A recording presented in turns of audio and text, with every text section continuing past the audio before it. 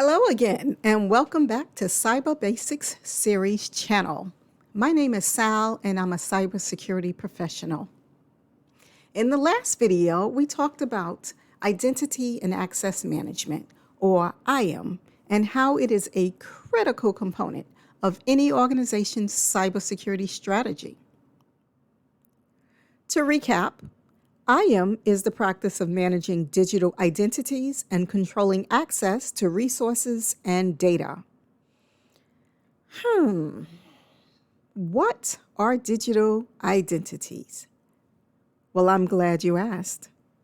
So, in the context of an identity and access management program, digital identities refer to the unique representation of individuals or entities within a digital environment.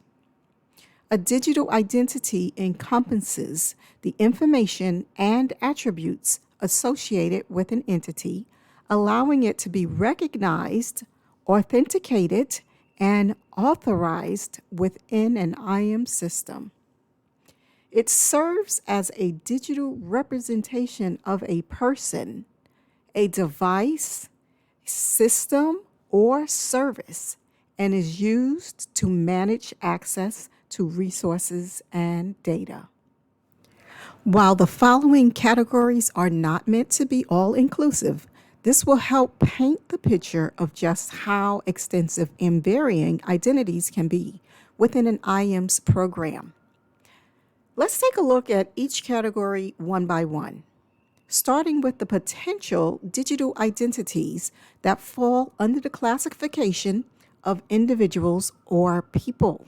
To begin, the types of people an IAM program may be responsible for managing the identity of include employees. Like that is pretty much a given. I think that's what most of us think of when we think of identity and access management. We think of people.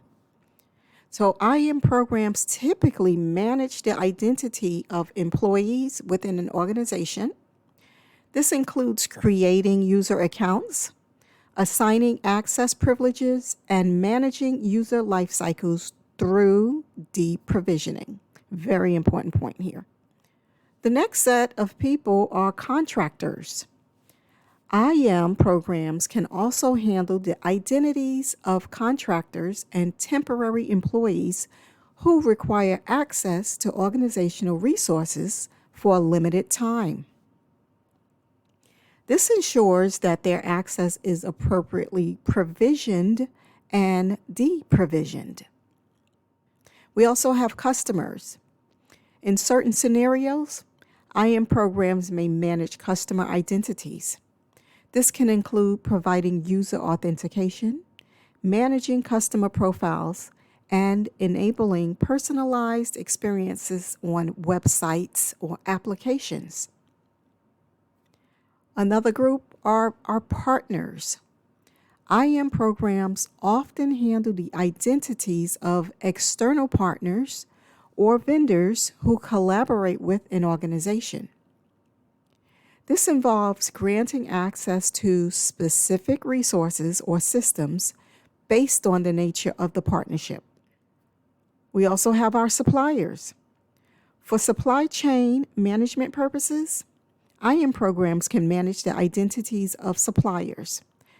This helps regulate access to procurement systems or other supplier-related platforms. Next, let's take a look at potential digital identities that fall under the classification of devices, typically in the form of hardware. Devices may include, of course, your laptops and desktops, but also servers and routers and firewalls, as well as cloud infrastructure like virtual machines and containers. Mainframes and IoT devices are also part of the devices that can be managed by an IAM system, including embedded systems. What about point of sale systems? Those need to be managed by our IAM systems as well. We also have printers. storage devices, and physical access control systems, such as door locks and security gates. All of these identities can be a part of an IAM management program. Just like the people and devices identities category are vast, you can imagine there are a multitude of systems and service identities in the form of software within our organizations that fall under an IAM's program management, including service accounts, which are typically used by automated processes or applications and systems to access resources without human intervention. These software identities can include the ERP system, that's your enterprise resource planning system, or your CRM system, which is the customer relationship management system. Of course, we have the human resource management system. We also have content management systems, collaboration and communication tools such as email, instant messaging, and video conferencing, business intelligence and analytics platforms. How about supply chain management, the SCM systems? Also included in this list are web applications and portals. Identity management systems providing centralized identity management across multiple applications are also included in this list, as well as single sign-on solutions, privileged access management tools, and our favorite, security information and event management, or the SIM. Some say SIEM. Let me know in the comments which camp you're in. And lest we forget the custom apps, these deserve a special shout out. They are our beloved homegrown, scared to patch, custom built applications specific to our individual organizations. You know, the ones where the person who created the app is long gone and no one wants to touch it, that one. Those are the apps that tend to be less secure, and managing the identity is particularly important to providing security assurance to an organization. So, that's just a little taste of the software identities that should be managed by an IAM program. Now that we know some of the different types of identities that can be managed by an IAM program, from the people category or the device/hardware category and the software category, let's discuss digital identities from a holistic perspective. Digital identities typically include information such as usernames, email addresses, unique identifiers, and associated attributes. These attributes can range from basic personal details like the name and contact information to more complex characteristics such as roles and permissions, group memberships, and security policies. So, why is this important?